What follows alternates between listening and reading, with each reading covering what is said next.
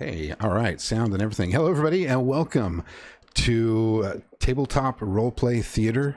My name is Curtis. I am going to be the game master for today's episode of KULT Divinity Lost, the Heartland.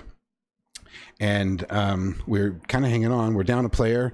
He may pop in here in a little bit, but we're ready to get things rolling. Sorry, we're started just a little bit late, but we had to, there's discussions and things that have to happen before we get going. So here we are, and let me put a little background music on. Did anybody look at the order for introductions today? Yes. Oh, I forgot to mention that. I did my homework, Dad. All right. Well, if so, I'll let me pull it up here. It's me, Krista, Matt, Reese. In case I need to prompt somebody. Oh no, that was last week's. It rotated. Jaylee, you're at the end. We're starting with Krista this time. So I know, because I didn't change it till last night. I realized. Okay, so we'll start. Let's go around the table and meet our players. Okay. Hello. Hi. My name is Krista. I'm playing Sabella, the occultist. Pretty stoked to see what we have for today. And I'm Matthew, and I'm playing the prophet, Kenneth Flannery, the not creepy guy. And let's see, Reese is not here, and that takes us to Tamara. Yeah, I'm Tamara. I'm playing Samantha, the Seeker. I'm just trying to figure out what's going on in this strange new world that I've kind of discovered. Hello, I am Dan. I'm playing Sheriff Lane Clark, the detective, and I want to know why in 2 hours my crime scene is covered in That's Old Town Probs. That's a really good question there, Sheriff. I'm Jaylee. I play Daisy Hamilton, and she is the veteran. Thank you, Jaylee. Thank you, players. And my name is Curtis. I said that at the top. So let's just go right into the title reel, and we'll get this thing started with the Heartland.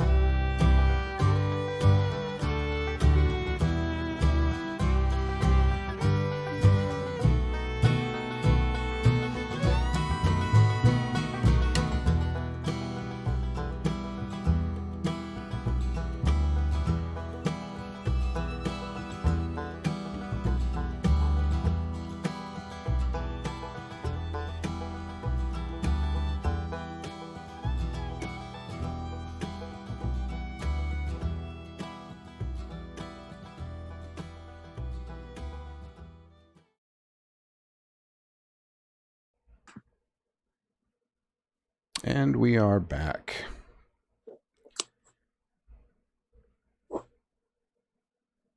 Today we open with an overhead shot of Lane Clark's crime scene. Four corners crossroad, each fenced off, each with a tall field of corn inside. This is feed corn, and by this time, the stalks that usually grow green and very tall stay until they turn brown to let the kernels dry hard, still on the ear. Huge combines will come along at some point and just mow all of this stuff down, tearing it and separating all those dry kernels of corn from the rest of this plant as it begins its journey into its own end game. Cars and trucks have started to gather at this crossroads. A couple of locals mostly, a couple of new folks, a new reporter, an odd fella in a van, the local law, and of course a doctor. And then the body of Emma Hauser, still on the fence post, waiting for all the last of the crime scene to be investigated so that it can be taken down and dealt with. And we start with Samantha Quinn, the reporter on the scene, who has been taking notes, taking pictures, and Sammy, you've got your cell phone, right? Yes. And I'm assuming for like you secure messages and calls, you've got the WhatsApp app. Then you can do secure voice calls with that, correct? Yeah. Isn't that how that works? If I've done my research correctly, somebody. Oh, now all my cameras are messed up. Hang on a second. Reese has made it. Wait, where did everything go? Okay, bear with me just a moment. We play some more Benny Hill here. Yeah. Oh my god, this is worse than normal. Hello. Yeah, it's because we lost. I had a camera. Well, heck. Good to see you, Reese. Hello, Reese. Glad you could make it. Oh, there he is.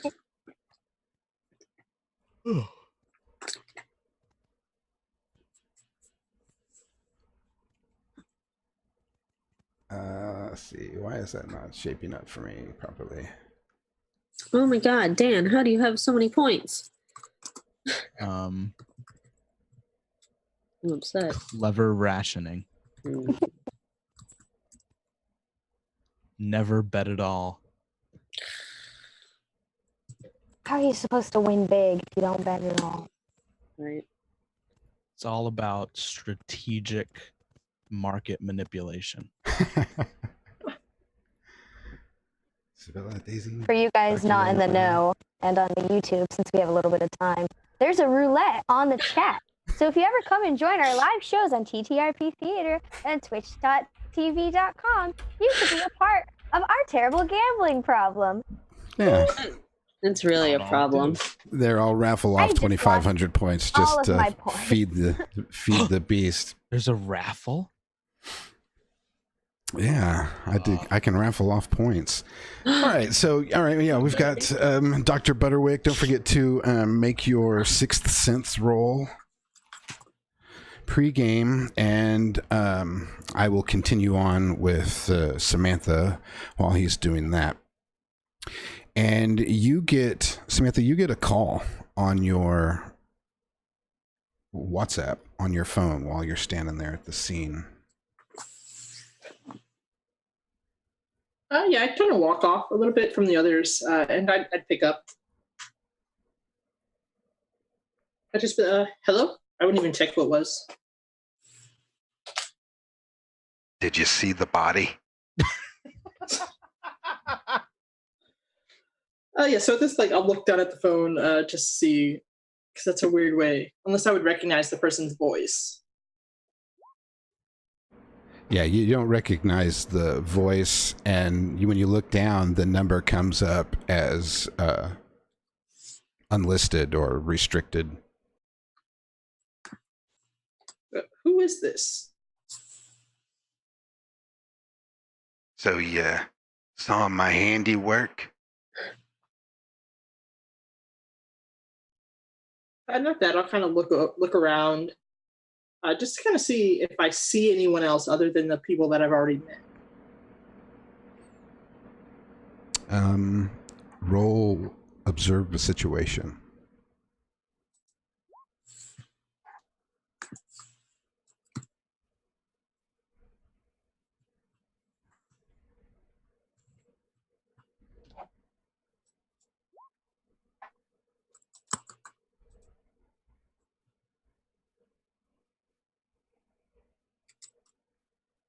A 10.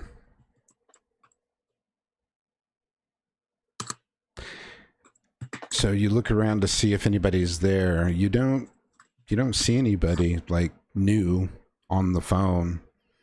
Pretty much everybody's accounted for.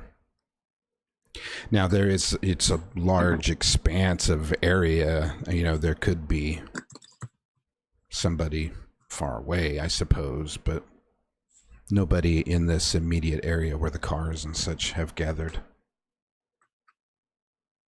Oh, yes. I just asked my previous question. Who is this? Hey, listen. I'm not going to tell you who I am, but I know you can figure out what I've done. So, listen. Things are going to start getting weird around here, and I thought I'd let you know something.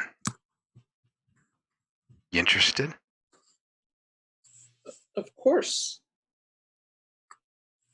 There's going to be another body in 3 days at the old hay barn down on Little Creek Road.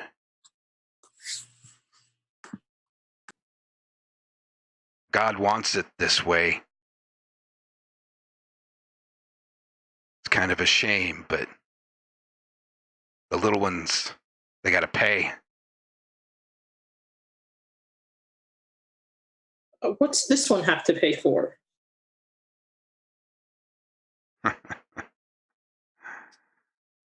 Oh, you'll figure it out.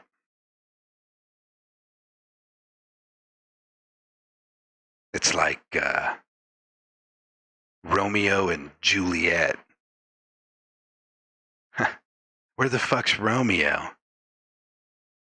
Anyway, 3 days at the old hay barn, Little Creek Road. I'm gonna cut up another one.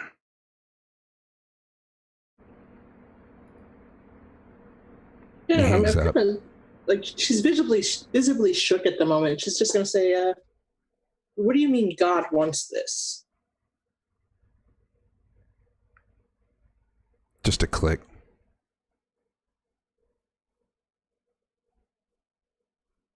Oh, yeah, she'll sort of like stare at her phone for a second before putting it back down. And she'll make her way back over to the others, but she won't say anything at the moment. She will give Tanith a creepy look. 'Cause she was certain it was him, and now she has proof that it wasn't. Oh, shit. All in one episode and the beginning of another. I was like, okay.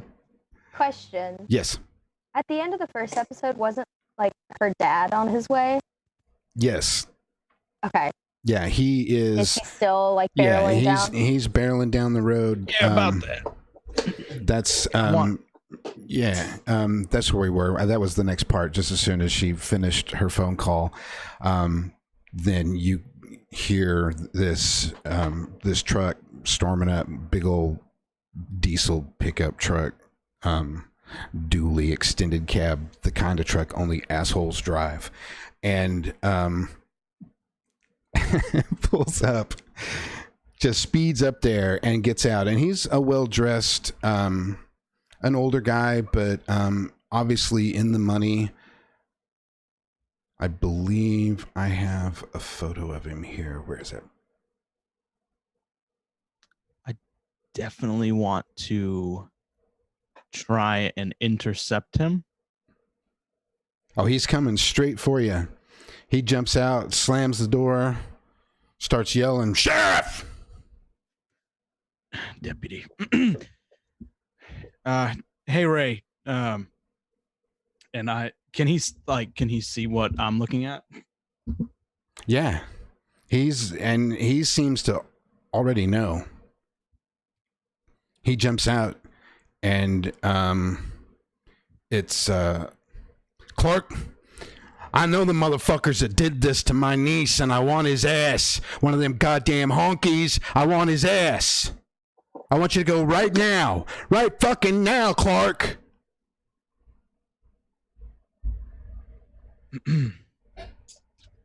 Ray, I understand tensions are very high right now, but if you talk to me a little more calmly. Do you see what that son of a bitch did to my niece? Do you see it? I can see it from here. And why the fuck is her body still on that goddamn post? Actually, I believe we had started to send it away. Had you gotten that far? Was that right, Mr. Doctor? Yeah, because I got jumped by the paparazzi as we was putting the body into the van. Okay, so the body's in the van. My bad. You take that last line back.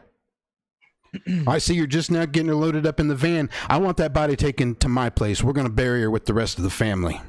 I don't want nobody poking and prodding on her. I understand, but we have to, of course, do our investigation. Clark, you don't have to do a goddamn thing except what Ray Hauser tells you to do. And I said, take that body out to the farm.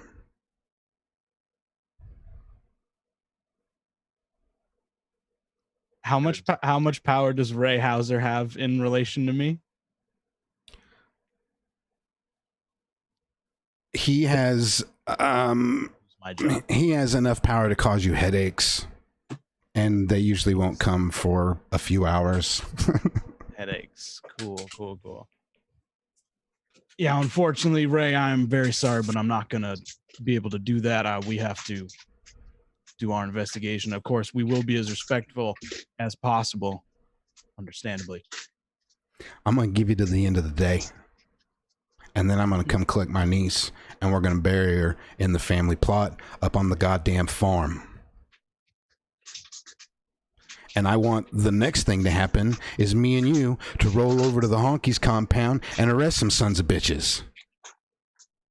Ray, how about you take a little bit, and then how about you come by and we'll talk this out. Not here in front of these people. Are you playing with me right now, Clark? Just saying to think about where you are. And who are all these fucking people? Does everybody...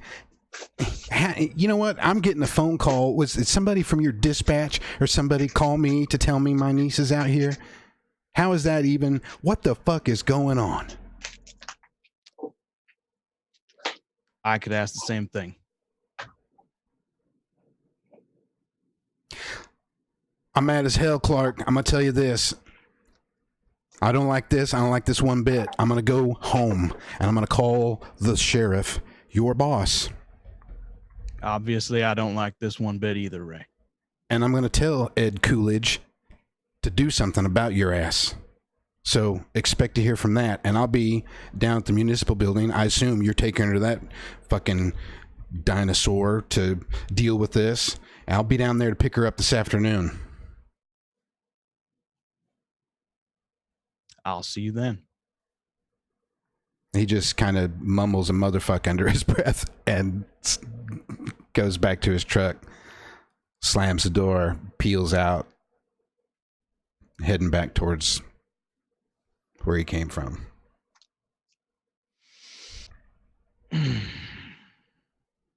You all saw that, by the way. Yeah, Daisy probably went and kind of stood next to Tanith and like silently asked for a puff of his cigar, but she's mostly just watching. Yeah. Hand the cigar to her. Heck yeah. And as the cop turns back around, he'll go, chop, chop. You better get a move on, mate. Yeah, that goes for the rest of you. There's none left to see here, so why don't you go back to your homes now? Go get that coffee. Yeah, and you better hurry up and destroy that evidence before he takes it home and feeds it to the pigs. He's got a good point. All right, well, I don't think there's really much here to see. So she'll take another long puff, hand it back to Tanith, kind of nod to him as a thank you. You got everything here handled, Sheriff? Do you need another pair of hands? Deputy, whatever you are, law. As I said, Everyone, have a nice day. And I will go with the doctor to get the fuck out of here. Okay. Yeah. So Tanith's going to go over to the post as everyone starts to file away and look on the ground for any like spot of blood or anything in the dirt. I'm staying And- back also. And if I find it, he's just going to scoop it up in his hand and take it back to the car. There is some blood that you can find there. Not really any pools, none of it really pooled up, but as she sort of bled through the wounds that were on her body through the clothes, then some did get out on the, you can find some on grass leaves and things like that. Yeah. So I'll scoop it up, take it back to the car, and find a bit of paper or plastic just to wrap it in. Hey, what are you doing with that there exactly, Hannah? Collecting how could I explain it? A touch of God. All right. What exactly did you come to town for, if I may ask? You're relatively new. I'm Daisy Hamilton, by the way. I think we met now and again. Yeah. I've seen you around, Daisy. You always carry a gun. I do. Yeah, well, to be honest, I came here looking for the right woman. And she's a young one, I bet. Yeah, relatively. Young of body, old of soul. You doing something spiritual? Yes. And that girl Yeah. right there, was she one of them women you were looking for, or is she just an unfortunate circumstance? So he puts his hat back a bit, has a big, long puff on his cigar. This is Daisy. Let me tell you a secret. You are God. You've got God in you. It sits in you deep in the pit, just below your stomach, where maybe you would have had a child one day. It's where God lives. You're a woman, Daisy. You create, but you also destroy. But you're a god. She was a god. And whoever crushed this vessel of God has done the greatest blasphemy that they can do. I want to find this person because they need to burn. They've slapped God in the face. God doesn't like being slapped. But women's where the power is, Daisy. You know this. You've known this since the first time you probably laid your hands on a cock. But that's why I'm here. I'm here looking for the right woman. I thought it might be young, but it could be old. You know, could be you. Yeah, no. We're gonna stop that right now. We're gonna tuck that thought away and put it to bed. Your perception of God and my perception of God are two completely different things. Because as far as I'm concerned, God is dead. He's definitely not in this town if he's not. And she's like frazzled. She's like a little bit like normally she's very cool, but this small talk with Tanith has her like a little bit riled up. But she reels it back in pretty quickly.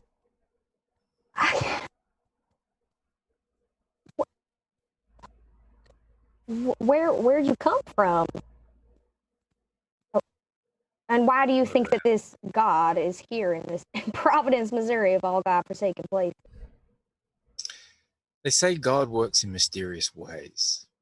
They're not mysterious. They're just chaotic.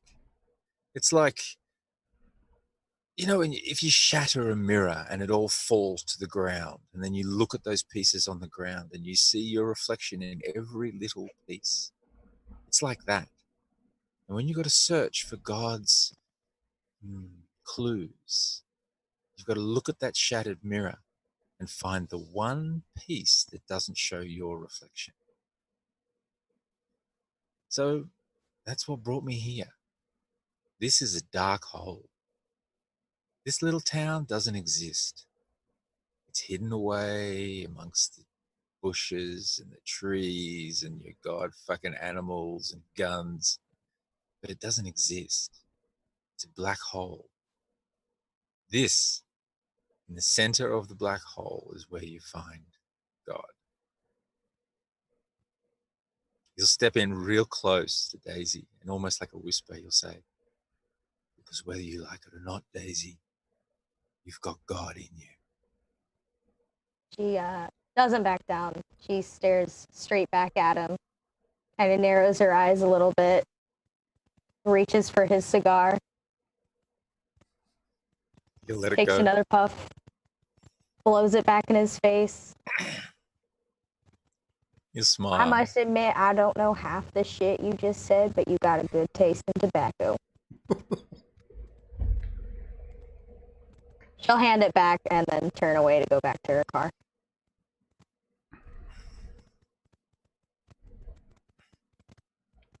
Tanith will watch her leave, and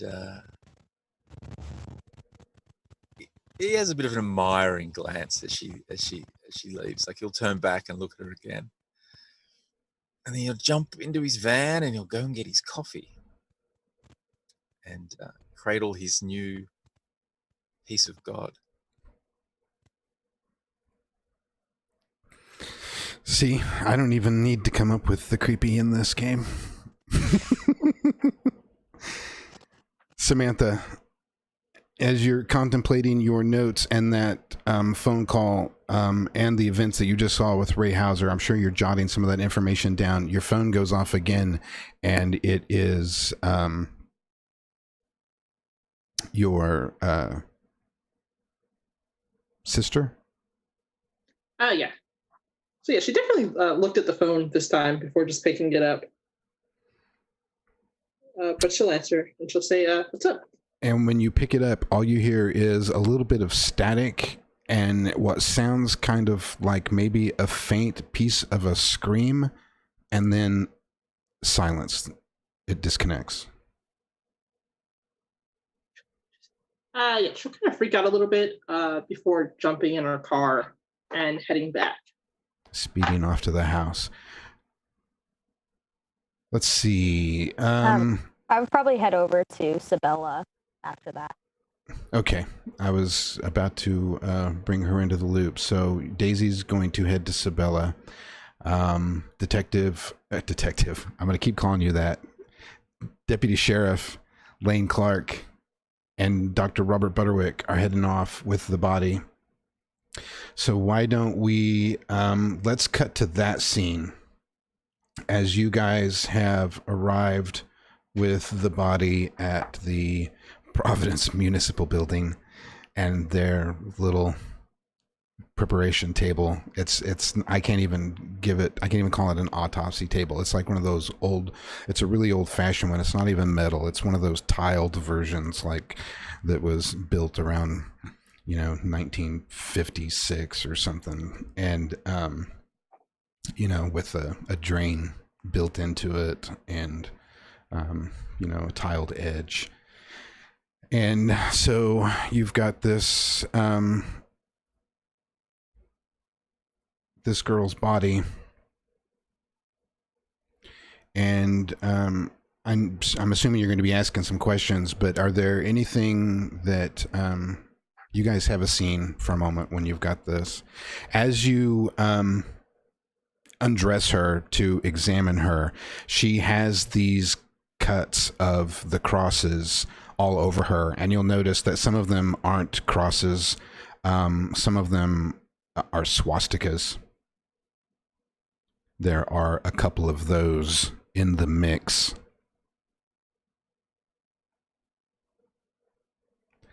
They are all over her skin, her legs, her torso. There doesn't seem to be any signs of sexual trauma after all. However, depending on how thorough your examination is, she did have sex within the last 24 hours.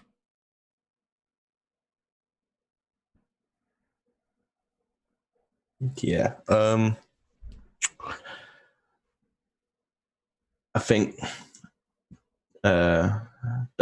Butwick is trying to get everybody out of the room just so there's not people staring over his shoulder. And Yeah. at this point, he's just starting to sweat a lot. And his skin tone was fairly pale. And but like it's gone to like a whole new level. He was just like pasty Britishman, but now he's gone to like vampire level of pale, like just like all the colors washed out of him. And Feeling he's okay? and just turns around to you and is just like he's just sweating more than any person should at this point. Even a novice doctor wouldn't be sweating like this. I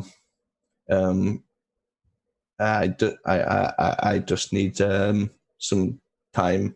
You need some crackers? Like, give you a water or something? Sit down for a second. This is a lot. Is it just the deputy in the room with me right now? Yes. Yeah. If you don't mind, just give me a water. That will help a lot. Yeah, I'll head out and go warm. find whatever old ass vending machine is here. Get him a drink. Yeah, and at that point, it's literally the second he turns around that corner, he's fumbling through all his pockets, trying to find just the one little rattle of the pill bottle in his pocket. He's just trying to find it. Did he remember it to bring it with him? His pills? Yeah. Yeah. So when he finds that, just without like even considering it, he just pours them back, just however many go into his mouth, and he just slumps against the wall, just in a moment of ecstasy / relief. Make a drug addict roll. Just what I fucking need right now.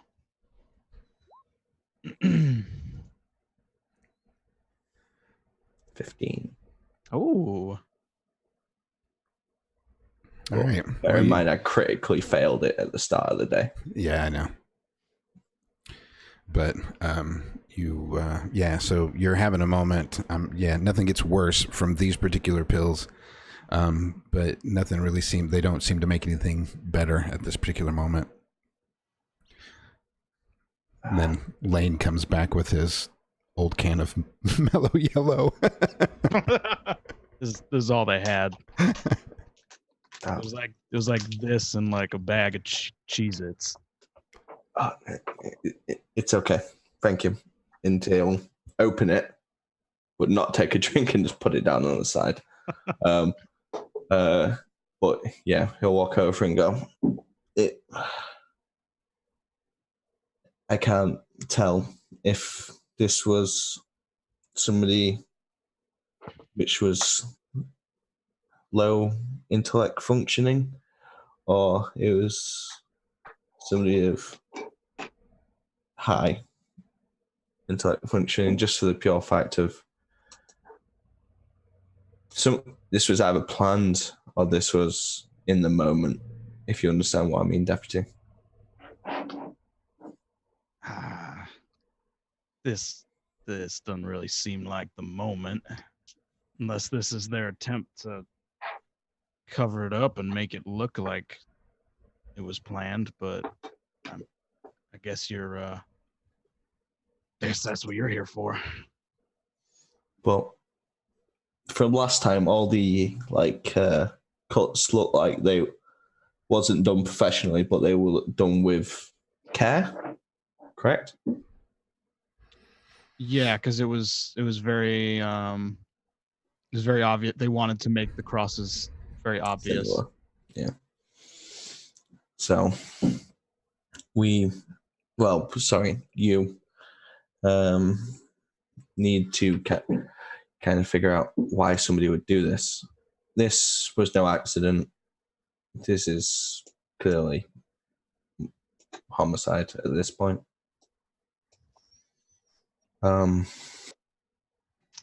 She's died. Well, she was pronounced dead no more than a couple of hours ago at this point. I know. So I know the girl, Emma. I know she lives with her aunt and uncle. Do I know if she has friends? Not really. I mean, there are some other girls, a couple in the area that are about her age, but she's never been known. She had a boyfriend, and so she spent most of her time with him, which was the cause of a lot of her issues because her boyfriend was is kind of a bad boy. Does he live in town? Yeah, he is. Hang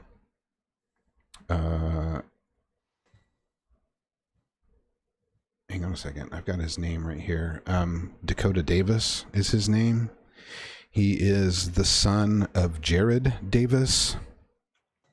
Jared Davis, you know very well. He is the number 2 of the racist motorcycle gang known as the Honkies, that have their little compound in an old school building here in Providence.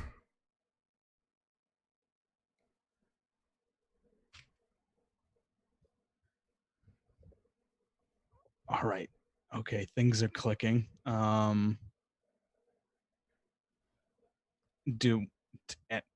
Do I know how long that she's not been with him? Rough estimate? Not been with who? Dakota. You don't know anything. Okay. When you say been with, you mean like been with, or like been intimate with? Was dating. Oh. Yeah, you know that they're a couple. Oh, they're still a couple. Yes. Okay. All right. Does Lane share this with Robert? Or are you just thinking in your head? Yeah, so now swastikas, now it could be obvious motivation. Her boyfriend's dad's part of the Honkies. Sorry, what? It's a motorcycle gang. Sorry. Okay. That could speak to the swastikas, and it would. But the fact that Ray showed up hours after death, he already knew, and he already was ready to blame him without knowing anything about what happened. That's it's weird. I found it, because no disrespect, Lane, but your dispatch, what time do they normally get in? You're not a very big department. What time I don't know. You've got somebody's working dispatch 24/7. Oh. Now they work in shifts. Okay. So, because they dispatch for all the deputies in the entire county. It's a county-wide dispatch. All right. But I thought, so I want to know if my memory is wrong, because I thought the state trooper told me that we hadn't reported the death yet to the family. That's correct. Okay, so okay. Yeah, that doesn't line up. Yeah. And your dispatch doesn't call and tell people about it. It felt Is there a door to close in the... I don't even know what the technical term for these areas are. I'm a pretty shit doctor, eh? That's okay. I closed to the surgical room. Yeah, examining room, whatever. But yeah, I may have a little bit more insight to her activities. outside of Well- what you already know. Well, please share, Doctor. Okay. So, not too long ago, she came to see me for how do I put this? Contraceptive measures. Mhm. She came to visit me one night and asked for, I think the local term is the morning after pill, and more proactive contraceptive measures. You can tell he's actively uncomfortable talking about this. So, yes, this was no more than 24 hours ago. So it could have quite been feasibly just before she was murdered. More active. Condoms. Right. Now, it's within 20. What time was that? In It was the afternoon, evening of the day before. it was early evening, late afternoon, day before that this transaction occurred. All right. Well, I'm sure this is gonna take you a while. I guess I'm gonna have to go. Gonna have to go talk to the boyfriend, and then, God help me, talk to Ray. And I think I will take that moment then to cut over. Let's see, because we're gonna have a couple scenes. You have to get used to this kind of method in Heartland. We'll bump around from scene to scene, and about this time is when Daisy and Sabella. So we can get Sabella brought into the story, and we'll go to the bookshop. What's the name of your bookshop, Sabella? The Blue Rose. The Blue Rose. And yeah, so I will turn it over to you two. Alrighty. So Sabella's probably, what would you say? It's like almost 9 o'clock. Yeah, I think you had your morning phone call with Leonard was the last thing that you did. So you got a little bit of news, and then yeah, it's just your morning routine. And then yeah, I'd say if Daisy goes straight over, then yeah, it's probably between 9:30 in that area. Okay. Well, she would have just opened up the shop then. And she'd probably be, maybe dusting. She'd be looking over the books, putting them probably back on the right shelves. She would feed Babadook down in the store. He has his own little setup, like right over by the window. Now this isn't the real Babadook, right? This is your cat named Babadook. No, yes, oh, okay. This is my sweet, sweet cat, and not a demon that I feed. that you've got in a cage in the back room. Hey, it could happen. It's could. KULT, I had to ask. Weirder things could have happened. No, it's my aptly named cat. Okay, all right, yeah. And she's probably like, she probably went to the back room because I don't think there's any customers in this morning. She went to the back behind the beaded curtain, and she's sitting at a table with a cup of tea, and I think she's going to work on she's going to work on a tea leaf reading to try to calm her down, to see anything about the dream that she had, the nightmare, if it will tell her anything.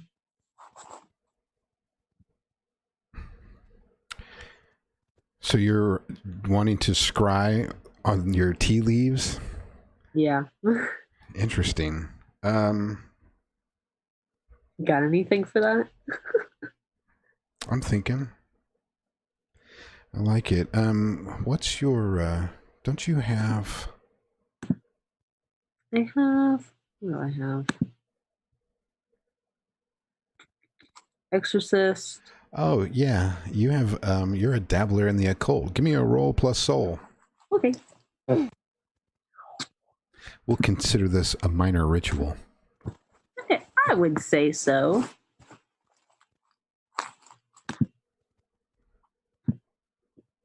Ooh. This is not a good day for the soul. Yeah, well, Sabella doesn't know that. She actually gets a pretty decent read on the leaves. Now, let me ask you this. What is she trying to find out from the leaves? Like, is this just, am I going to have a good day kind of stuff, or?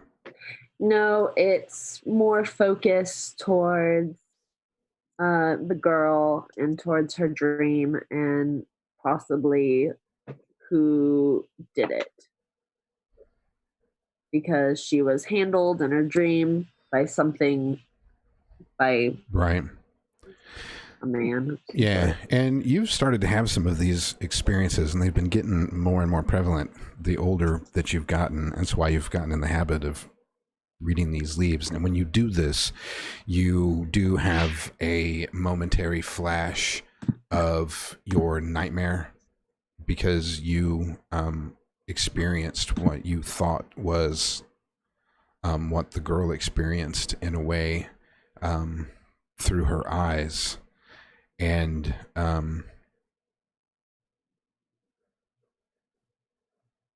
you don't really get to see, you kind of think you see the face of the murderer, and I don't know, you think old white guy is what you think now, but it's not clear. Mm-hmm. And you don't get a comforting feeling at the end of your reading. Yeah. But that's kind of all you get out of it at the moment. All right. You hear a truck pull up out front. Daisy steps out and enters the store, hits like the little jingle bell that says that she's there, and she closes the door behind her, locks her, and turns the sign from open to close. Bella! You in here? You awake? Yeah. I'm in the back. Takes a little moment at the front, and for respect for the books, does not light a cigarette, but she pops some tobacco in her mouth and heads on back, pushing the bead curtain aside. Hey, how are you? How are you doing? Did you sleep well? It wasn't normal. It wasn't like a normal, death or a normal murder. It was, I don't know. He seemed to be pretty scared about it. Ritualistic. Well, yeah. Leonard knows what he's talking about. He just goes about it the wrong way. Yeah, he's a weird guy, but that's okay. We love him. But no, like this dream, where did the it dream. take you to a crossroads? Yeah, it was like, so everything was fine, and I was laying in my bed, and I saw a truck outside my window, and so I went out to investigate, and it was like something grabbed me, something like abducted me, and they took me, and they threw me in the truck, and then they had my hands like bound to an old fence post out on a gravel road. And then Leonard said it was like out on State Line Road. Yeah, State Line Road. Is there anything about this truck that stood out? I don't think so. It was just a normal truck, van. Van? It was a van, right, Curtis? A white van? Yeah, a van. Yeah. Yeah. Sure was. Have you heard of a new arrival in town about a month ago or so, causing real weird problems, hanging around schools, doing fucking naked yoga or something out in the yard? Have you heard of that? I'm sorry. You said naked yoga? Yeah. Like- Yoga without clothing on. I don't understand. It's not very sanitary. You get poison ivy in your underbits by doing that shit. But this guy doesn't give a fuck. Yeah, You he's gonna get weeds in his crack. And that's what I'm saying. Nobody mows out there. You know. Huh. No, I haven't heard about that. You haven't got any visions about someone like that? His name's Mm. Tanith. He's new in town. Yeah. I mean, I could do maybe a reading or something, see if I I think you should, Sabella. He's got an eye for young girls, and you have to be a very young girl. And I don't like it. Oh God. He's one I of don't think. those? I don't know. I got a weird feeling about this murder, though. It's weird as You think he's got something to do with it? I don't think he did it, but I still think you should watch out for him. He drives a white van, so that might have meant something in your dreams. Mm. You got something inside of you, Sabella, and he happens to think that it's God. I don't know. I can assure you, it is not God inside of me. He's got the wrong idea. Well, I think you're too old for him anyway. Ugh. Oh God. Besides that, watch out for Tanith. There was a murder on State Line Road. Young girl. What was her name again? I didn't write it down. Emma Hauser. Emma Hauser. Emma Hauser. Did she ever come by this shop? I can't say that she ever did. I don't know her. I knew the Hausers though. Yeah. They wouldn't come in, but I know of them. All right. I Rich was just folk. wondering if you had gotten any feelings the way she died. I didn't like it. It wasn't good. I can tell you that. It No wasn't. human did that. Yeah. I've seen things like that strung up in much worse places. I did a leaf reading just earlier, right before you came in, and I don't got a good feeling about it. I don't got a good feeling about any of this. I think it's gonna happen again, Daisy.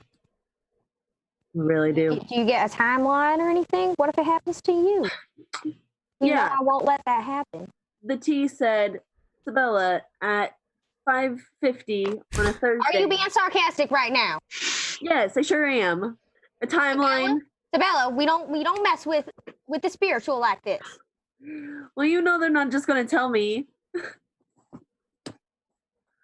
Well, You know they told me that's not how this to go to a works. very specific location at a very specific time this morning, so maybe they would tell you something like that. I mean, maybe.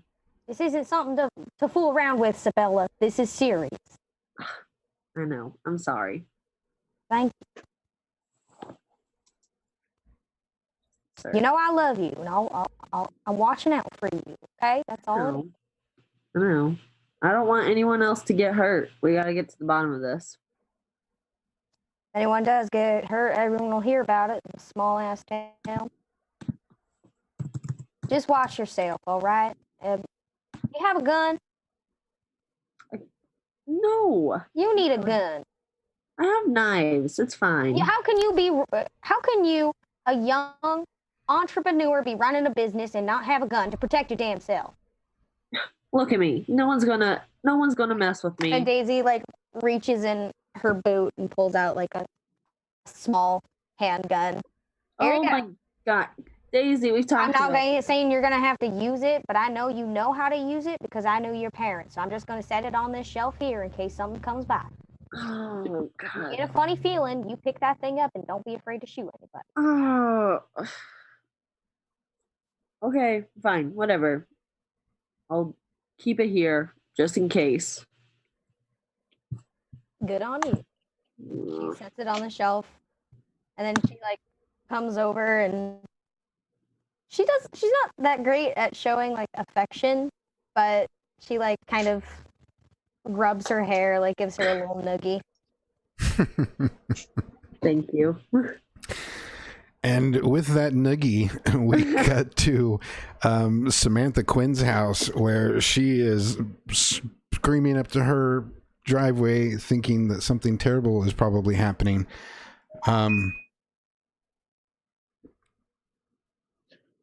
Yeah, she'll like pull into the driveway, but not properly. She'll Right. like hop on the grass, hop off. She won't even stop the car, really. She'll just kind of hop out and she'll approach the house, but before entering, does it look like anything's happened? Everything looks normal. All right, she'll go to the door. Is it locked? Is it normally locked? Yes. Yes, it is. Well, yeah, she'll rush in, then kind of fumble with her keys. Yeah, she'll rush down the hall to her sister's room. And she'll just kind of burst open the door. Everything seems fine. She's happy to see you. Did you just call me? No, but there was a Bible salesman that came by a little while ago. I thought that was weird. And I'll just kind of look and I'll be like, a Bible salesman? I thought we said Yeah. not to open the door. Well, he looked nice and he had a Bible in his hands. You know. That doesn't always mean that they're good people. And at that, I'll say, I could have sworn I got a call from you earlier. Nope, no call. Just been sitting here playing Sims.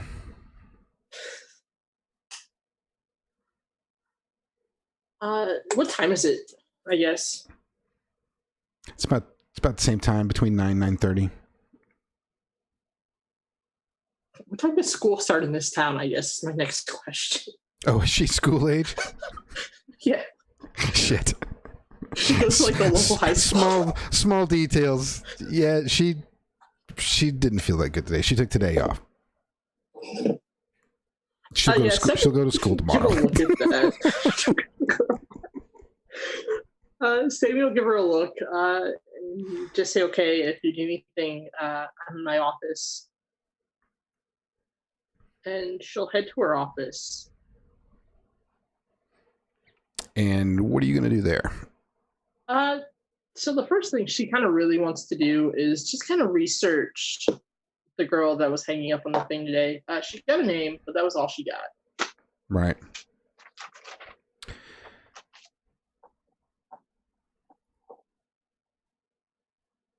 You going She's just to? Yeah, she's just like gonna go ahead. You're going to access the dark net to find out? I guess that's not really forbidden information. I mean, you can find out some regular stuff. She seems to be, she's like a 15-year-old girl, lives with her adopted aunt and uncle. Mother is MIA, with a history of drug abuse. She's got a Facebook, you know, so you can see pictures of her and her boyfriend, who is Dakota Davis.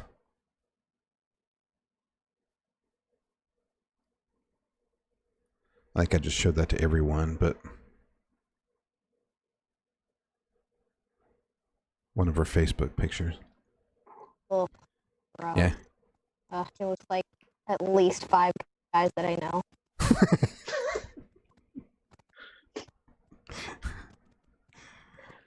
Sorry. Yeah, so seeing that, she'll hack into his Facebook next, Right. just to go through their message history. Pretty typical stuff. He's he seems to be a bit aggressive in his talk. He's obviously he spouts off some of the racist rhetoric of his upbringing, and but nothing crazy, nothing too out of the ordinary. You know, they skip school. He obviously talks her into doing a whole lot of things that she probably shouldn't be doing. That's why she gets in trouble. But that's kind of what it looks like, is that they just think that the day should be filled having fun. Yeah, Samantha won't spend too much time on him because after the call she got earlier, she doesn't really think it was him anyway. But she will try and think. I'm assuming the police station's like super old, but do they have like Wi-Fi or something? Yes. Or, like internet at all? Yeah, there's internet out here.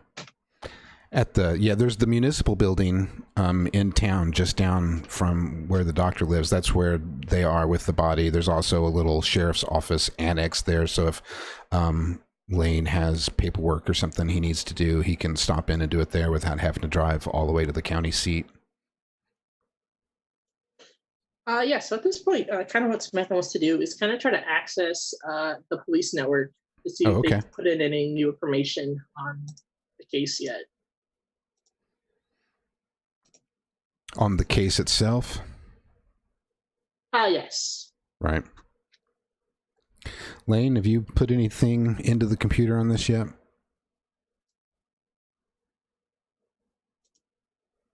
That seems a little early yet.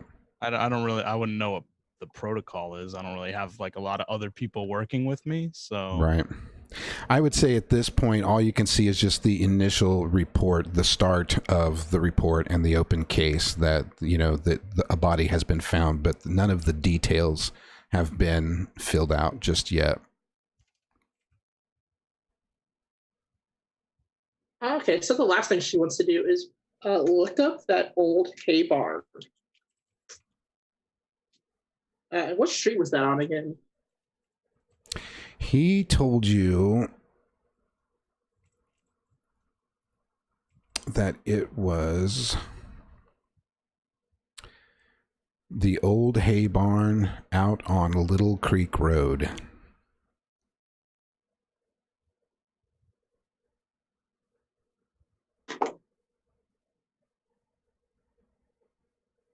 And yeah, and trying to search that up, you're not. It's not enough information for you to find anything. Yeah, so she would just head over there then. Over to. You heading to the municipal building, or are you headed to go locate the barn? The barn. Okay. So while you go searching for the barn, I'm going to take a quick cut over to Tanith. What did you do when you left? So Tanith will jump into his car and he's going to head off back to get a coffee, but he'll drive down. He'll drive. Where does he even get coffee in this place? The the cafe and bait shop. The cafe and bait shop. This is such a screwed up town. Okay, so he'll go down to the bait shop and rock in. He's not going to say anything to anybody. He's going to walk up, order his coffee in however they make it here. I doubt he's going to be able to ask for a latte. And take his coffee and then sit over off to one side. And he'll take out his little piece of dirt with the blood on it. And then he'll lay it out, all like press the little bit of paper it's on and lay it out. And he'll take his hat off and he'll put his cigar down. And he'll reach into his pocket and pull out a very small little penknife, like one of those ones that old people use to manicure their fingernails. Mm-hmm. and he'll pull his shirt back a little bit and cut the inside of his chest, just below his collarbone. And he'll take a little bit of the blood off his finger with his finger, and he'll mix it in with the dirt and the poor young vessel's blood. And then as he's mixing it and moving it around with his finger, he'll go, animal, animal, mind, mind, mind, mind, animal, animal. Touch you, soothe you, let you grow. Harm you not, let you know. Time to travel, time to whisk. Don't look back. And then he'll slowly just keep swirling it, and then he'll pick it up and he'll drop it into his coffee and he'll drink it. Then after he's finished that, and he'll sit and just contemplate for a while, he's going to flip his phone open. And no, he's not. I'm going to think back to where I came from. Right. And did anything where I came from ever resemble how she was left?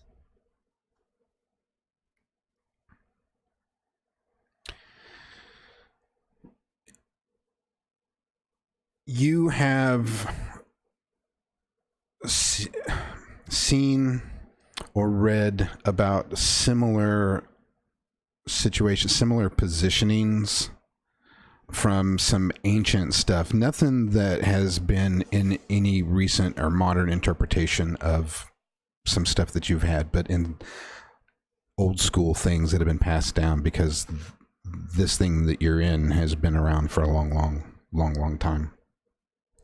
And so there is some recognition of the way she was on her knees and the twisting of her body. You kind of wish you could get a better look at the markings. You think that maybe there had been something there if you'd gotten a chance to look at those. So there is a little bit of stuff that hints at the occult in this from your experience. Okay, so then after I finish that, yeah, he's going to go to the municipal building. He'll, and the coffee cup. He'll take the coffee cup with him. Okay. Yep, and he'll go to the municipal building. If the guy yells at him or whatever about the cup, he'll go and buy it. No, it's just Wendell. He may say something about it when you come back, but it's not that kind of place. He'll jump in his van, and the cup now, like he treats the cup with reverence now. Like he'll place it in a position where it can't fall over while he's driving around and all this kind of stuff. Right. And he does not touch the inside of it at all. And he'll drive down to the municipal building. And he's going to try and talk to the doctor and get a closer look. Okay. It's not a very secure building. Quite honestly, you could park on the street, walk in the front door, straight down the hall, and open up the door to the room that they're in, if you were so forward. Yeah. No, yeah, he's going to park. Yeah, just walk straight in. He doesn't really know where to go, so he'll just keep right. opening. They don't hire a staff. There's not like a receptionist or a secretary. There's just a couple of offices for some varied use, and then the room at the back. And so while Dr. Butterwick and Lane are having their little moment, just as you reach the end of that conversation, Tanith Flannery walks in the door. Gentlemen? Officer?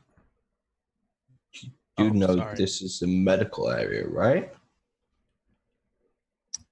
Yeah. You're with the body. That's why I came.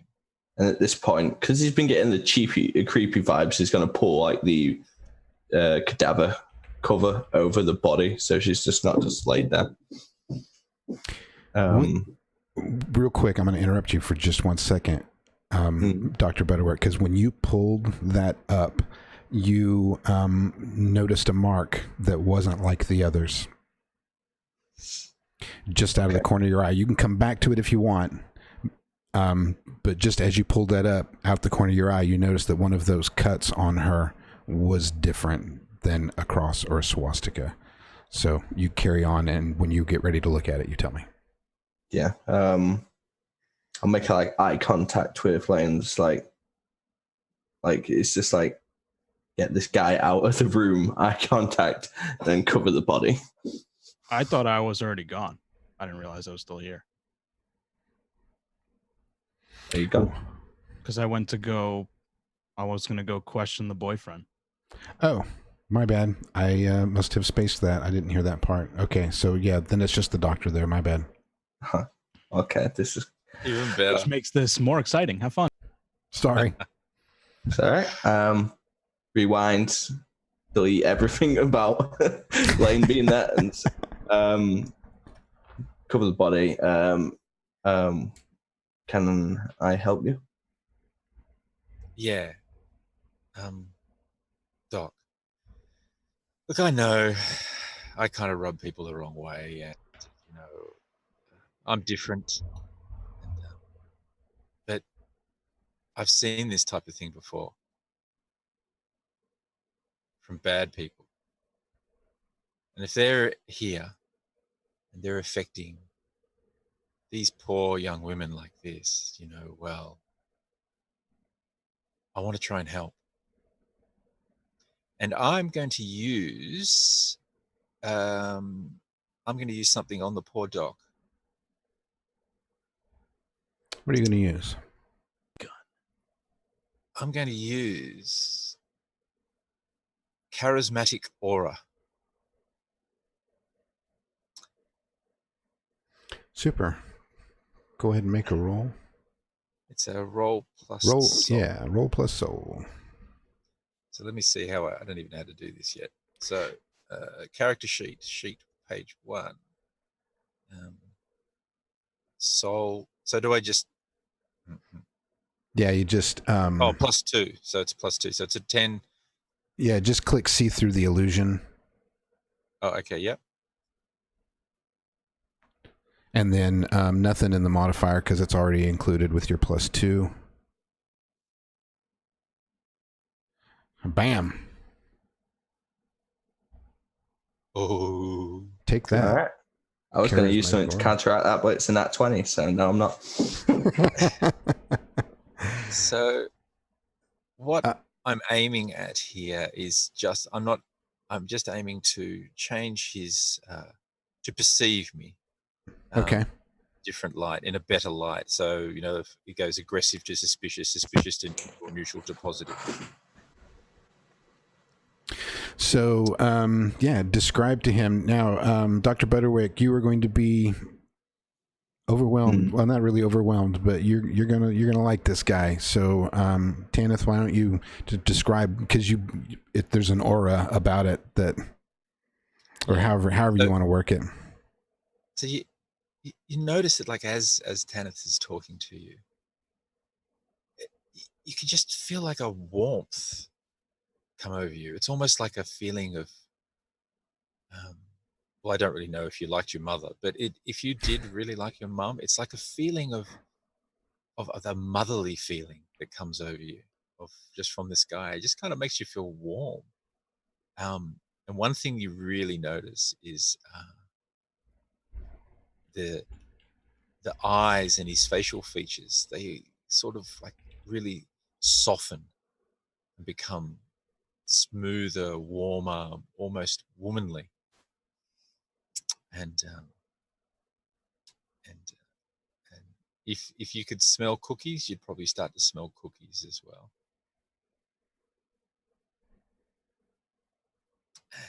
And as he's talking to you, his voice is kind of a little bit lilty. He kind of changes the melody of his voice a little. So he's like, like, I really think that I can help you in this.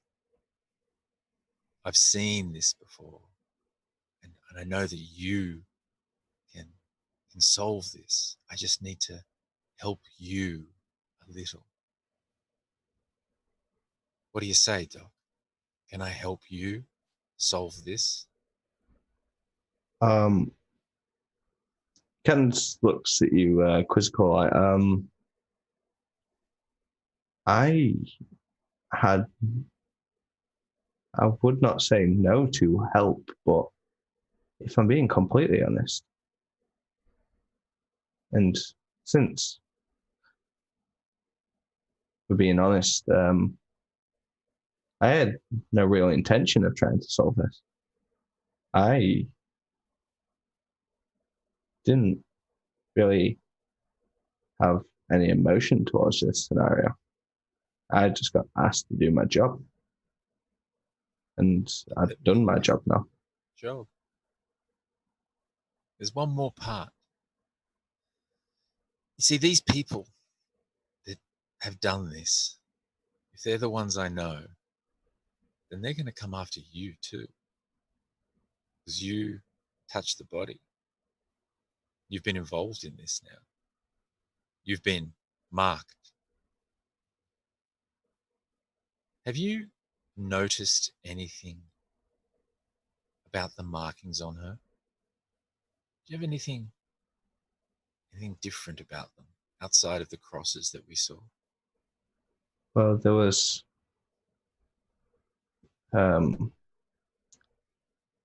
swastikas carved into her body. And it's funny you say that. I was just covering the body now, and I noticed this. I'll go over to where I remember the mark being and point it out. What do I see? I actually just dropped it in your journal. Okay. It's just a little sketch of what it kind of looks. Looks kind of like a rounded T with the bottom split out. It's in your journal as symbol cut into neck. Yes, yeah. So this marking. I shared it with you too, Tanith. Yep. I'm having a look. So never really seen anything like this before. Have I seen anything like that before?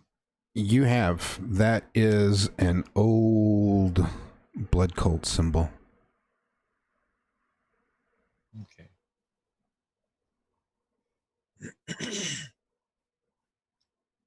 Doc, you've been a wondrous help.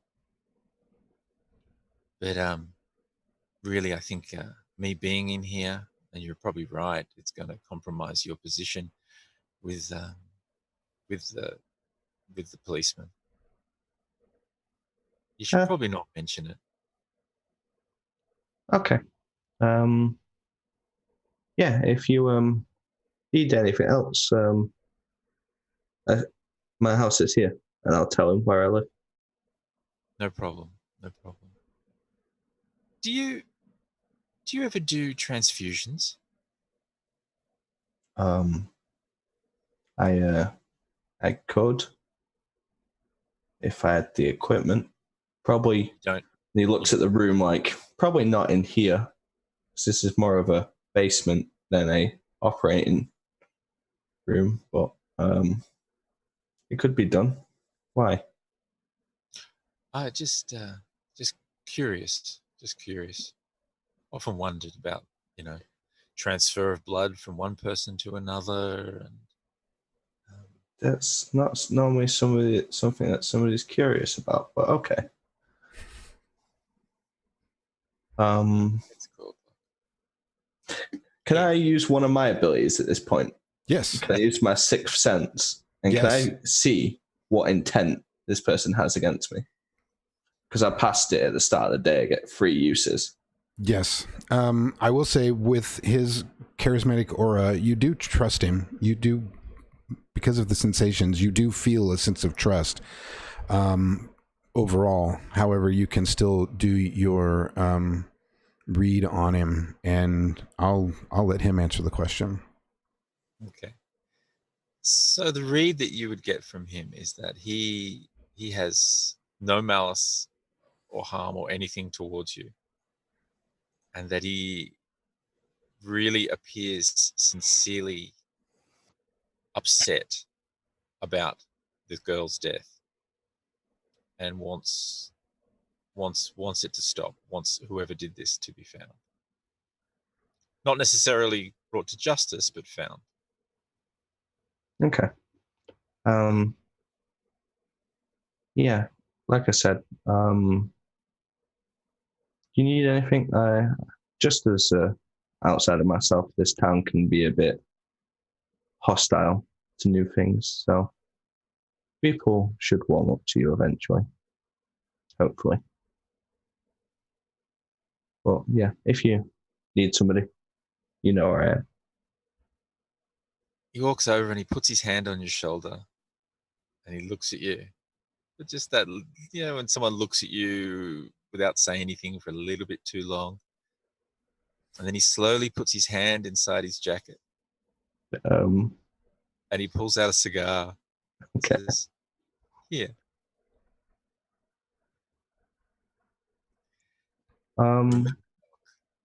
Sorry. Are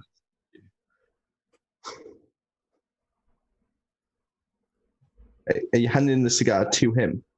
Yeah, he hands you a cigar. He goes, thank you for the offer, but I know the repercussions of that, so you can keep it. But okay. I understand the intention. Thank you. No worries, mate. No worries. Take care. Have a good day. And let's keep this to ourselves, huh? Sure. Yeah, so he'll cover the body back up and he's pretty confused about this situation. He's not way this open with people. But yeah, you were kind of just drug out and exposed all there in one short little session. All right, so cool. I'm going to cut back to Samantha real quick because it's not hard to find Old Creek Road with a little bit of your investigation. You're pretty savvy when it comes to sorting out that kind of stuff. And after, 10, 15 minutes driving up and down it, you do then find as Old Creek Road kind of goes to almost a dead end, and then it just kind of goes down into like if you've ever seen those roads that just are like the tire track on the dirt, you still got a little row of grass in the middle, so a less trafficked roadway, and at the end of that there actually is, with a lot of overgrown brush from the summer and stuff that hasn't died off yet around it, this big old faded out red barn, like a hay barn. It's got a big lofted window and doors big enough to drive a tractor in on the downside part, but it's closed up. Yeah, Sammy's gonna kind of step out of her car. She's gonna grab her camera and her notebook. And the first thing she's gonna do is kind of just take pictures of the outside of the area, as she also kind of looks around for anything that might strike her as odd or out of place for something that's supposed to be abandoned. Everything seems pretty normal for just an old abandoned country barn. The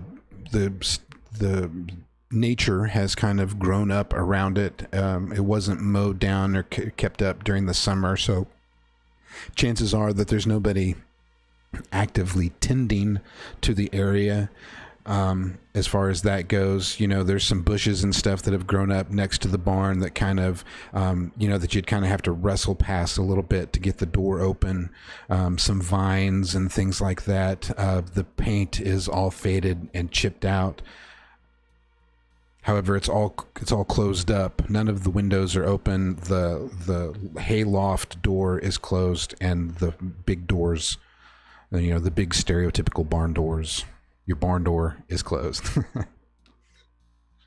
Yeah, so she'll head back to her car, reach in the glove compartment, and pull out a taser. It's like not even a good taser. It's just like this Walmart store like taser thing. Yes. She'll head into the building.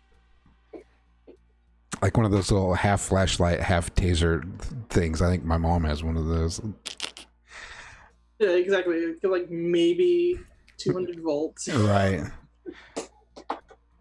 So yeah, it's not locked. With a little bit of effort, you can scooch the door, slide it open enough to go in. Oh yeah, she'll head in and kind of take a look around. It's a dark 2-story hay barn. There's old hay and stuff scattered around. There's nothing really growing on the ground. Just pretty much a dirt floor. There is a ceiling and a loft that's about 10 feet up, and you can see a ladder that goes to a latch that takes you up into the loft. The downside, the bottom part, is all completely open, with about 6 pillars spaced around that give the major support to the interior of the barn. But it's just, it's dark in here because all the windows and stuff are closed, but there are little shafts of light that come in through breaks in the metal roof where maybe the metal has rusted a little hole around the nail or has come up through storms or something. But there's little breaks in the wood and in the metal roofing, so you get little beams of light that kind of cast through and show up because of the dust and stuff that just seems to float thick in the air. Yeah, she'll click on her flashlight and then head towards the ladder up to the loft. All the while, just kind of taking pictures of the place. Yeah, looking kind of like a spooky old barn. You can climb the ladder. Seems relatively sturdy. The lid to the hatch opens up, and you can go up through the floor into the loft. And it's just, the air is thick with that hay smell and the dust. It's kind of almost hard to breathe. Just there's dust in the air. But looking around, it doesn't look like anybody's been here. Doesn't seem to be of current use.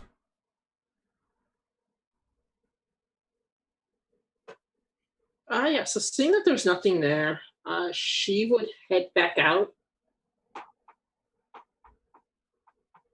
And she kind of wants to take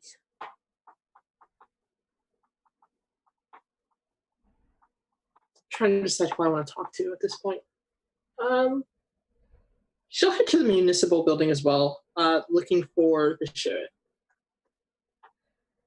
Looking for the sheriff?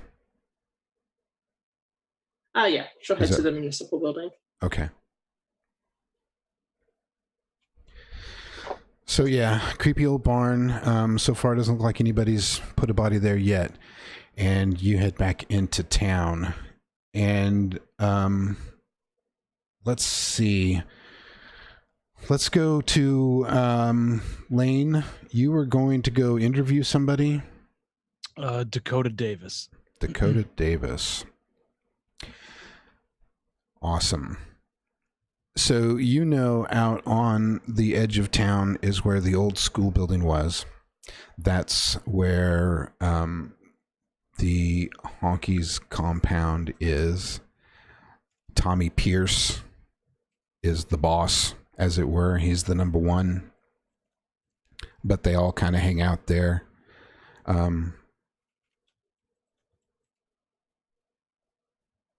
I suppose as a place to start, There is the Davises have a home. I guess I should give you the choice there if you wanted to start with the compound. Chances are they're probably there. However, they don't live there. The Davises don't live there at the compound. So there is the Davis home as well. I guess I shouldn't just assume that you're going straight to the compound. So I'll let you. In my head, I was going to their home. Okay. If it's more likely that they're let me try the home first. I'd rather not have a bunch of bikers if I don't have to. Right. So unless I get there and there's just no one there, in which case. No, the house is really not that far away. If you've seen the little map I gave you guys in Roll20, I gave a little guideline. That black line that cuts across the width of the town is 1 mile to scale. So that gives you an idea of how close everybody is in this place. So just a couple of twists and turns. They've got a house that's a double wide. The bushes and grass have grown up around everything out front. It doesn't look like you could even really mow any more than just a couple of pathways through the different things that seem to obscure the yard. There's a couple of old cars, a couple of old motorcycles, a pile of bicycles that the grass and vines and stuff have grown up around. They haven't been moved in so long. Old kids' toys, which is pretty typical for some of the front yards in Providence. And as you can go up, you can bang on the front door. You hear about 3 dogs inside going nuts. And pretty soon this woman opens the door. No makeup, stringy hair, kind of a big girl, and she opens the door with not a smile.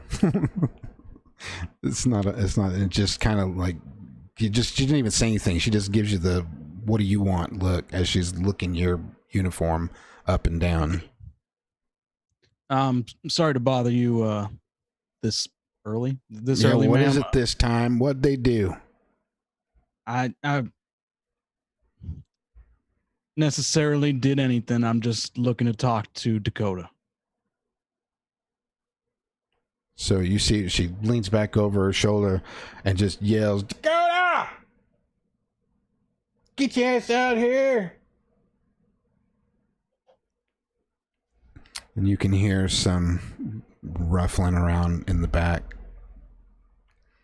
And then Dakota shows up, and he just kind of looks like he just rolled out of bed and is quite literally buttoning up his pants. No shirt on, no shoes or socks. Sleepy-eyed.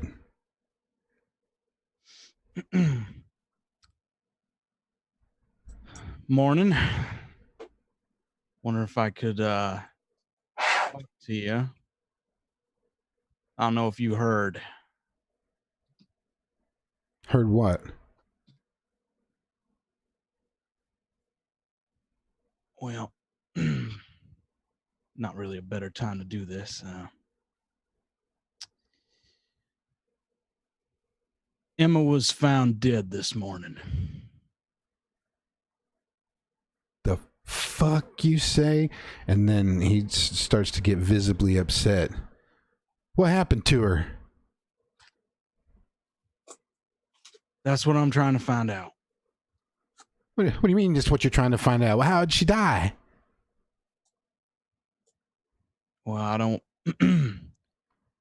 It's safe to say what I can share with you now. It would appear she was murdered. Murdered? Yeah, I'm sorry to inform you that. Oh, so you aren't here to tell me she's dead. You're here to ask me if I killed her. That's not why I'm here, Dakota. I just want to ask you some questions. I'm not trying to throw any blame on you. I'm just trying to understand the picture so I can help get answers. He's That's all. much more visibly upset. Although you can tell he's trying not to cry.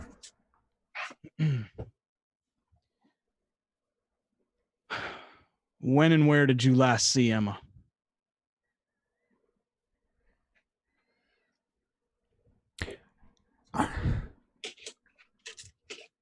I saw her about 10 o'clock last night.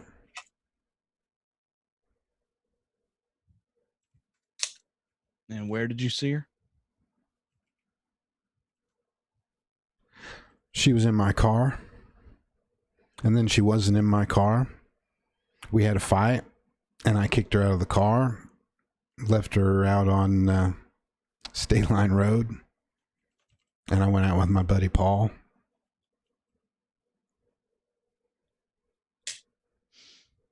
It's only a couple miles. She's walked further than that. It's not like I abandoned her out in the middle of nowhere. And just I gotta ask, Paul can support that. You were with him last night. And that's Paul. Do I know who he's referencing or? Yeah. Another kid in the area, another teenage boy. Yeah, he'll verify it, of course. All right. Can I read person? That's a thing I can do, right? Yes. Yes, you can read a person. Roll plus intuition. Boom. 11. It's better than 9. I may ask one question. You may ask a question. And one of my advantages is interrogator. So whenever I read a person and I mention a name, person, or object, I may always ask, "Are you lying?" And it does not count towards the number of questions. Okay. So first, my free question: is he lying? He's not lying. Perfect. It's free. I need to ask. Then my next question would be,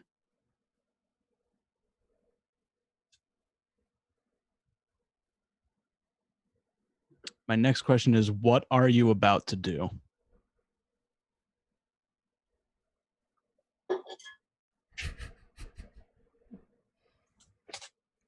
Take a shower.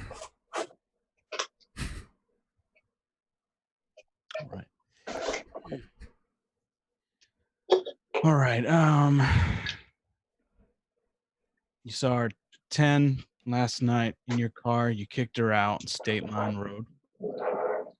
What were you fighting about? You having any issues with anyone recently? Anything? I think she was cheating on me.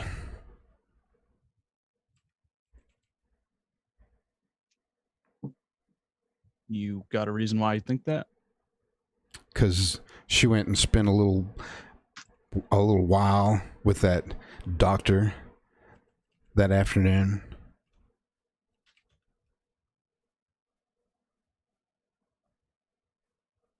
She went to go see this doctor to get us birth control, and I don't particularly appreciate the methods in which she used to acquire. And what methods did she use? She just said she did what she had to do. Okay. That's the reason we were fighting.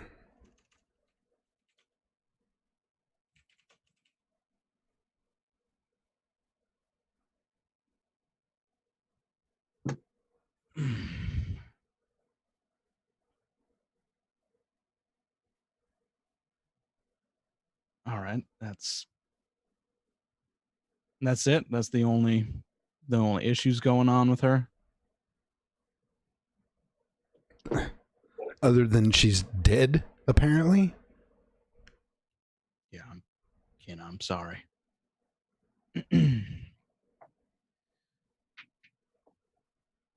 All right, and after you went out last night, you come back here about what time? I got home about 4 o'clock this morning. Not helping me, man. Huh?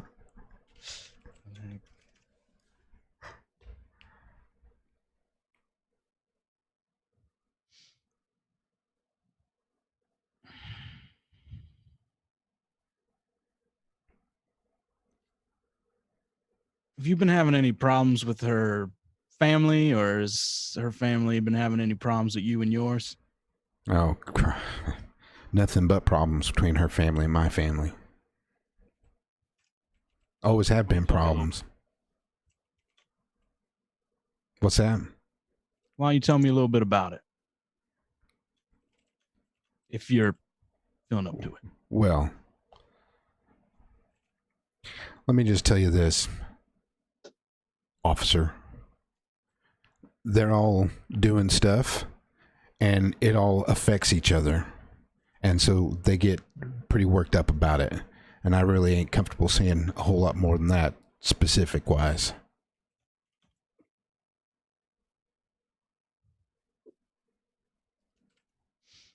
It's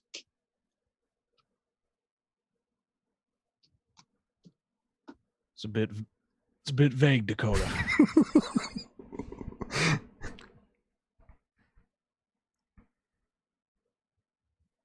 I'm going to cut in here for just a second, only because I can see that the need to come up with questions investigatively is killing poor Dan. He's like, fuck, what's a cop going to ask? What's a cop going to ask? I can see it in your eyes. I love it. Did you have any other questions for him that you can think of? At the moment, I'm not trying to put you on the spot, but I'm putting you on the spot.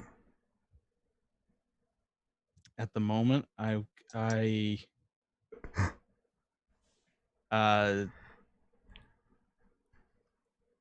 I guess not. It's okay. You can think of something later. I'm gonna end it just because we're hitting the hour, and it was just cracking me up because I know you've been you've mentioned it a couple of times, trying to get into the head of a police officer, and just the power and the ability to ask questions and all that kind of stuff is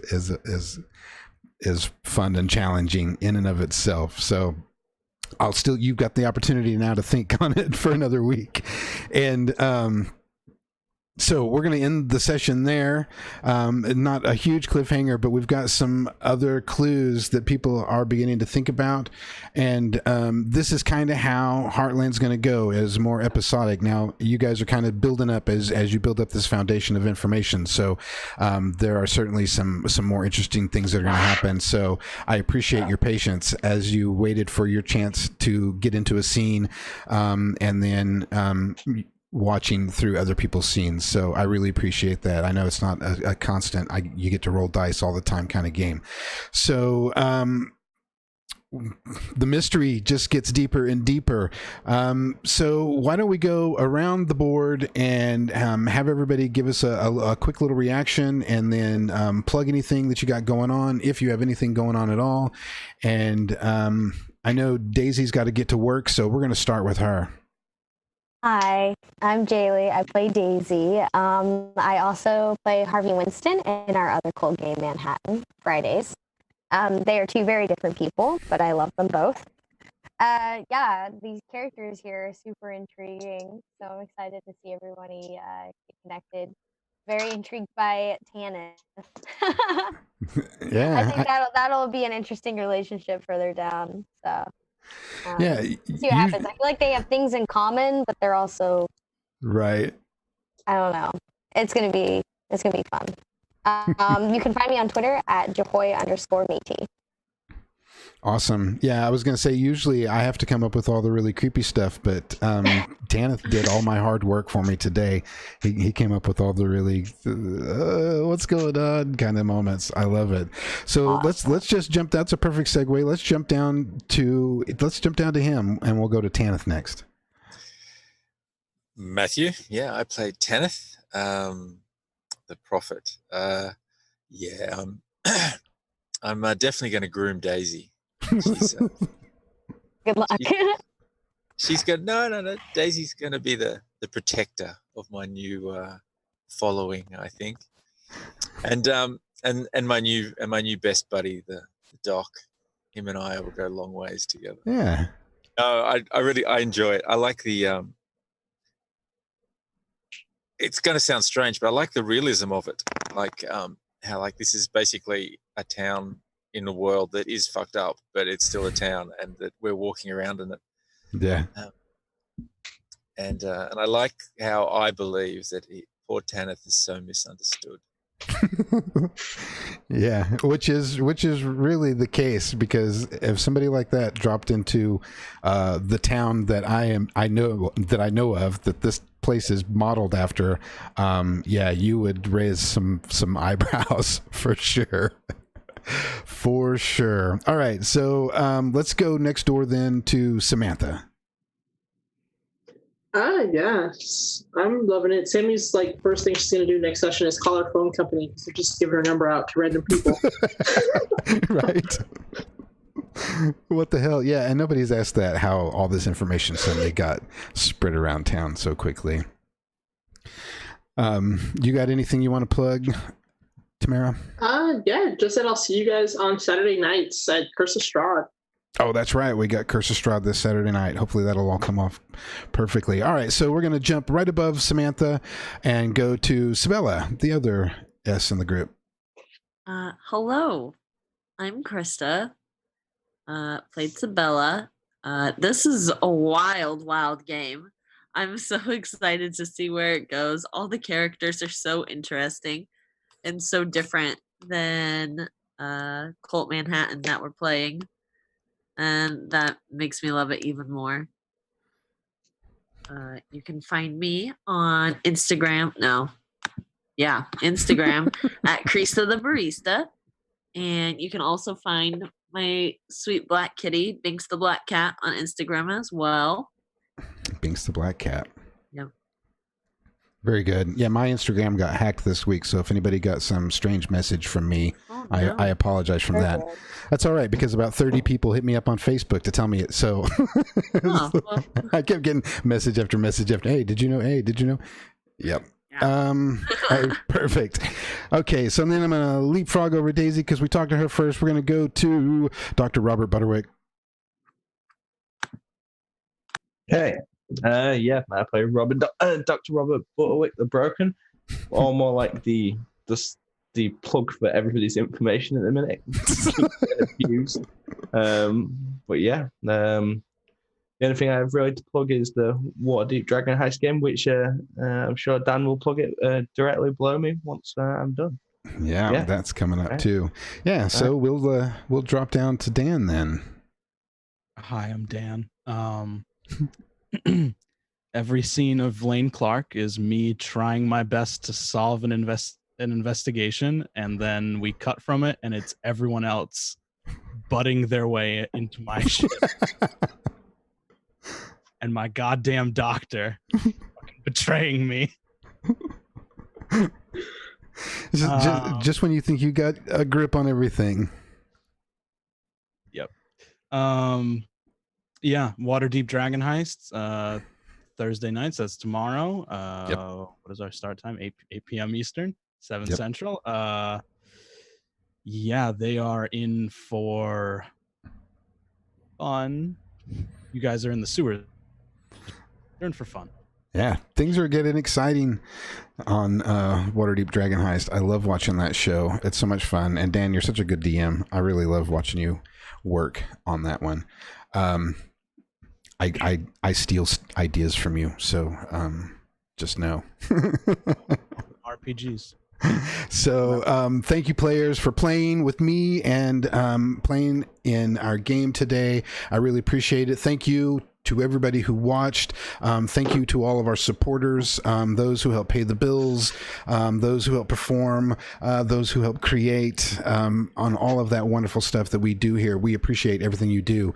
If you want to keep supporting us, the best way to do it is word of mouth. Like, follow, subscribe on YouTube. We have the Facebook, we have the Twitters, we join our Discord community. All the links are down below. Come hang out with us and play in our games and watch our games, because we have some very great players with some very unique characters, and I think we've got some really unique worlds going on across our whole thing. So let's see, what do we got going on tonight? Is Land of Dark Dreams. It is on. Beth just got back from her convention, but she is feeling up to it, so we will have Land of Dark Dreams tonight. And then tomorrow at noon Central is our premiere of Scald's Tale, the Pathfinder 2E series by Rondo Creator. I am so excited about that one. So join us tomorrow for that as well. And then check out the schedule. We got lots of great shows coming up, as well as Waterdeep Dragon Heist tomorrow night, KULT Manhattan on Friday, and then the week starts all over again. So thanks again for joining us. Don't forget to drop by our Patreon page and check that out as well. And that's it. That's all I got. So I'm just going to go ahead and say it. Even though it's the middle of the day, somebody out there, it's dark. So good night, sweet dreams, and we love you. Good night, sweet dreams. We love you.